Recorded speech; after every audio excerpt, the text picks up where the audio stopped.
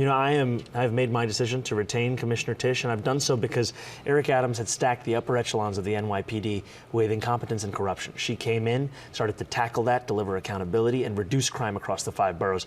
That is what we would build upon under a Mamdani administration, in addition to creating a Department of Community Safety to tackle the mental health and homelessness crisis head on. How do you convince those voters that your vision of New York includes them and your victory is not a threat to them?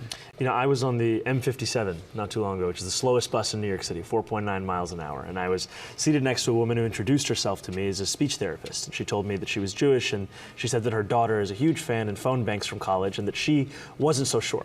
And I asked her to share, and she shared her thoughts about what it also means to be Jewish in New York City today, and the scourge of anti-Semitism that often worries her, that she was trying to sell her apartment. A realtor told her to put away, in her words, the Jewish books on her bookshelf. And I told her that this was unacceptable, that we were fighting for a city that didn't just protect Jewish New Yorkers, but celebrated and cherished those same New Yorkers. And I'm looking forward to being the mayor for every single person that calls the city home, and showing that my job is not to remake City Hall in my image, but rather in the image of struggling New Yorkers.